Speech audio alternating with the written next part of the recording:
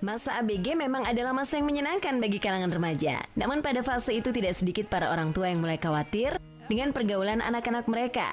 Seperti yang kini tengah dirasakan oleh Tora Sudiro. Melihat anak pertamanya, buah pernikahannya dengan Anggraini Kadiman, Azahra Nabila Sudiro, yang kini sudah beranjak remaja dan memiliki seorang kekasih, membuat Tora dilanda rasa cemas lantaran takut sang putri terjebak akan pergaulan bebas remaja saat ini.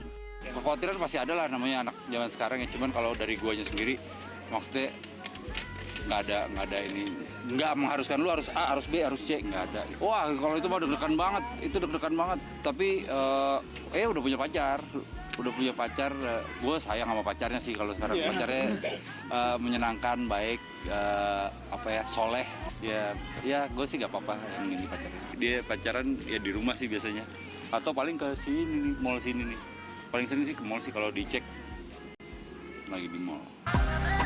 Menghadapi sang putri yang kini sudah memiliki pacar dan melihat pergaulan remaja yang sudah cukup luas, apakah Tora memiliki trik tersendiri untuk memprotek anak-anaknya?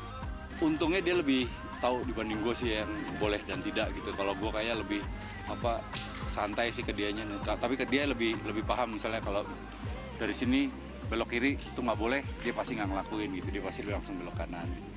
Untungnya begitu gitu ya. Nggak takut sih mereka. Anak sekarang mah keren, cara berpikirnya tuh lebih matang, lebih dewasa ketimbang kita gitu.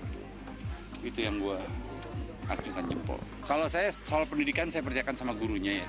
Soal agama saya percayakan dengan guru ngajinya.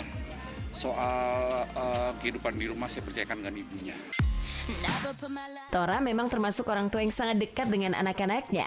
Bahkan suami dari Mika Amalia ini memposisikan dirinya tidak hanya sebagai seorang ayah saja, namun juga sebagai teman bagi anak-anak tercintanya. Nasihatin sih, enggak sih, gue sih cuma sebagai teman aja, mungkin ngasih tahu yang misalnya boleh apa enggak gitu, itu paling itu doang sih. Nah, masing-masing anak punya kehidupannya masing-masing.